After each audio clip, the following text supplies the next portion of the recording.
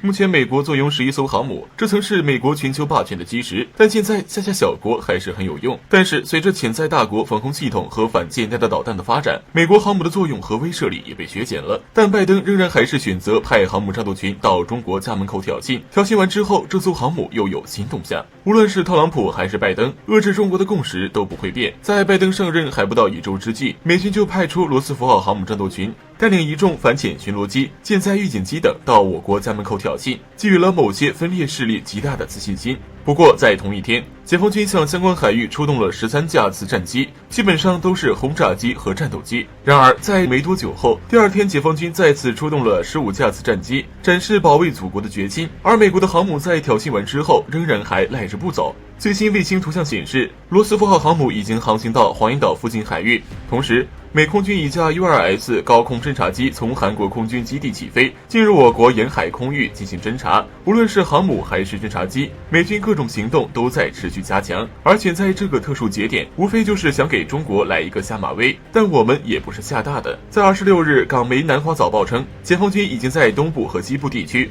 陆续部署东风26中远程弹道导弹，对驻日美海军造成极大震慑力。同时，美国科学家联合会最新报告指出，卫星图像发现，解放军在山东训练场部署了多辆东风26发射车，这是首次在相关区域看到东风26执行军事任务。报告指出，该导弹射程至少5000公里，还能携带常规弹头和核弹，称为航母杀手。对于中国航母杀手就位，专家宋仲平表示，部署东风26的目的就是把美国航母赶得越远越好。在去年，胡建军在青海和浙江分别发射东风26和东风21D 反舰弹道导弹，击中了位于西沙群岛附近的一艘移动靶船，而训练区域就在美军舰活动附近，这事还引起美军的强烈抗议。要是美军航母还赖着不走，那再来一发也无妨，正好练练手。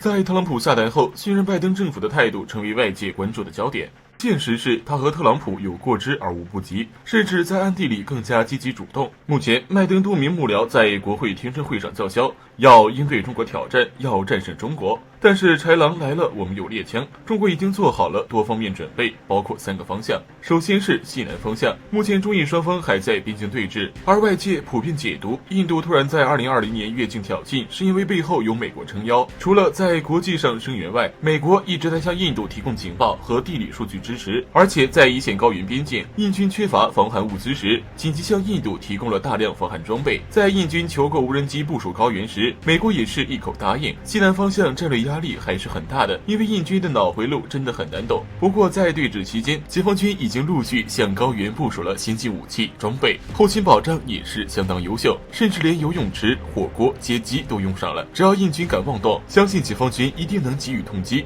其次，在东北部局势也相当紧张，这里常年有美军驻日韩基地，美军正在韩国部署萨德，最近还打算在日本部署中程弹道导弹。不过26日南华早报刊文称，解放军在东部和西部地区陆续部署了东风26中程弹道导弹，不仅覆盖印度，也能对驻日美海军基地产生震慑。同时，美国科学家联合会最新报告也显示，卫星图上发现解放军在山东部署了多辆东风26发射车，似乎是首次被发现在这一区域部署。该导弹射程超过5000公里，被称为航母杀手，旨在把美国航母赶得越远越好。最后还是战略压力最大的东南方向，今年连远在欧洲的英国、德国、法国都想派舰过来挑衅，而且台海局势更是炸药桶。对于美国航母战斗群来了，中国也毫不客气，2天内接连出动28架次战机，释放强烈信号。而且目前我国075两栖舰、山东舰、05大驱等主力舰在三亚基地做好完全准备，3个重要战略方向都做好了准备。美国战胜中国的阴谋终将破产。相对于美国咄咄逼人，日本的反应却十分不对劲，反应多大，干预过多。在中印边境对峙期间，日本也是马不停蹄和印度在马六甲海峡附近演习了2次，还和澳大利亚签署了防务合作协议，一边还和德国、法国、英国联系，和美国撺掇夺岛联合演习。对于日本这些过度反应，我们不得不提高警惕。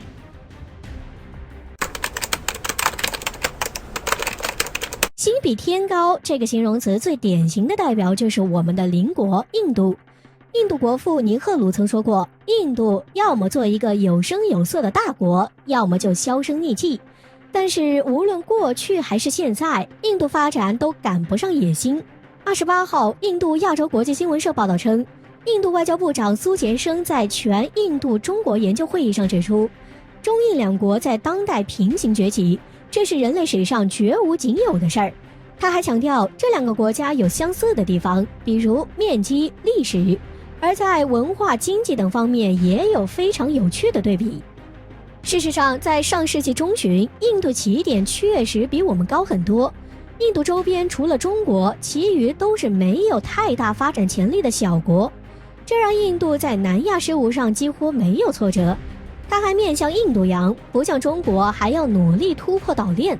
此外，西方将印度作为压制中国的前沿阵地，在国际问题上总是倾向于印度，并捧高印度国际地位和经济潜力。印度还能轻而易举获得西方的高新技术和武器，而中国几乎发展什么都被西方围堵，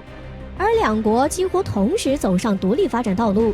近百年战争摧毁中国一切物质基础，新中国一穷二白，内忧外患，还得面临西方围堵以及北方大国断交。而印度几乎没有多大损失，还有英国留下的经济和政治遗产。但印度一手好牌却打得稀烂。在我们看来，除了人口规模和悠久历史方面，中国和印度几乎没有任何相似的地方，两国发展也朝着截然不同的方向发展。虽然印度总被西方吹捧为最大潜力经济体，但是在2019年，中国 GDP 总量已经达到了14.34万亿，而印度仅为2.87万亿。到2020年，中国 GDP 总量破100万亿，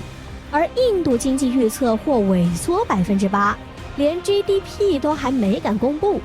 而且在2020年，中国最后一个贫困县摘帽。40多年来，中国7.5亿人摆脱贫困，对世界减贫贡献率超过70%，而且还抽出手来帮助非洲、中东战乱国家发展。而印度仍然还是世界上贫困人口最多的国家。对此，美国彭博商业表示，印度想要超过中国，还是先超过常年需要国际救济的孟加拉国吧。属于世界最不发达国家之一，而国际粮食研究所报告指出，印度饥饿指数甚至远超饱经战乱的阿富汗，在南亚垫底。之所以印度处处都要和中国攀比，邻国尼泊尔南亚中心执行主任波特尔就一针见血指出，是因为印度嫉妒中国在军事和经济上的巨大成就，所以才总是一厢情愿把中国当最大对手。嫉妒容易失去理智，或许在他们眼里，明明自己曾有优势，凭什么是中国走在前面了呢？